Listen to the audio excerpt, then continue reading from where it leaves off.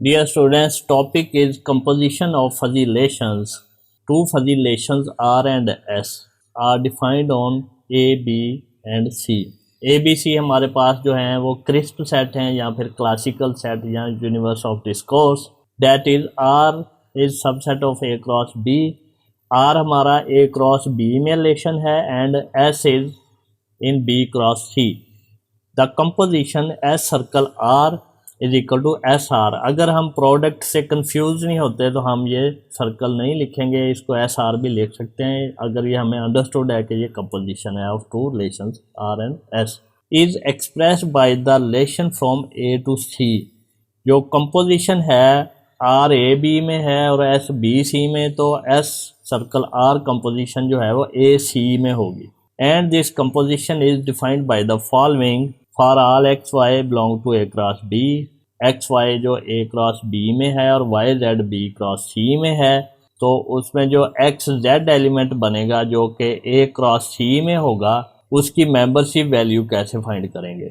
X Z is in A cross C, तो इसकी membership value of S circle R of X Z is equal to maximum of minimum of these two membership values. यानी कि हमारे पास जो X Y की membership value है R में और वाई जेड की मेंबरशिप वैल्यू है एस में, इन दोनों का मिनिमम लेते जाएंगे और फिर इन सब मेंबरशिप वैल्यूज़ का मैक्सिमम लेंगे जब हमारे पास वाई वेरी करते जाएंगे. तो इसको हम एग्जांपल से क्लैरिफाई करेंगे. अगर हम इसको सिंबॉलिक फॉर्म में लिखें तो ये हमारे पास वेज है. वेज जो है वो मिन के लिए होता है, मिन ऑपरेटर, और वेल जो है ये मैक्स के लिए होता है. पहले हम मिनिमम्स लेंगे फिर इन सब का मैक्सिमम लेंगे.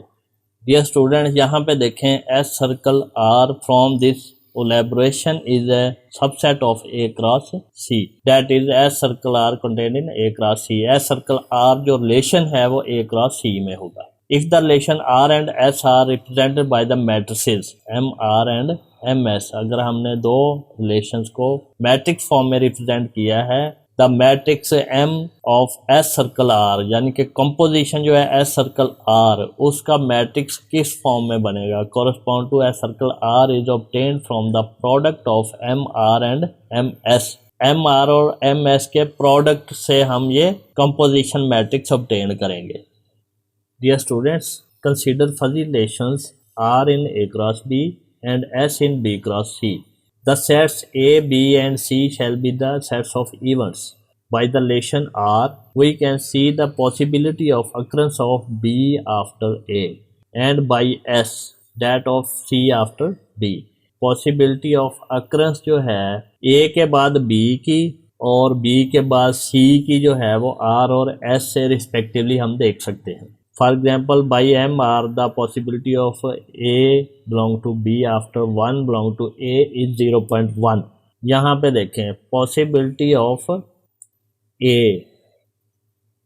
after 1 is 0.1.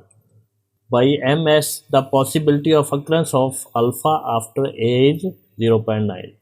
Possibility of alpha after A is 0.9. तो यहाँ से हम इसकी कंपोजिशन फाइंड करेंगे कि पॉसिबिलिटी ऑफ अल्फ़ा आफ्टर 1 क्या होगी. Here we can not guess the possibility of C when A is occurred.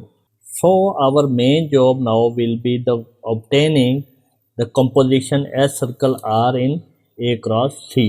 क्योंकि हम यहाँ से ये पॉसिबिलिटी नहीं फाइंड कर सकते C की जब A अकर है, तो हमें इस चीज़ के लिए S circle R composition find करनी पड़ेगी. Presuming that the relation R and S are the expressions of rules that guide the occurrence of event are fact, then the possibility of occurrence of event B when event A is happened is guided by the rule R. Relation R हमें क्या बताता है? Possibility of occurrence of B when event A is happened. जब A हो जाए तो B की possibility क्या है? And rule S indicate the possibility of C when B is existing. B के होते हुए C की possibility क्या है, ये हमें रूल S बताता है. लेकिन यहाँ से हमें एक और इन्फॉर्मेशन चाहिए कि C के होने की क्या possibility है जब A हो गया event. For further cases, the possibility of C when A has occurred can be induced from the composition rule S circle R.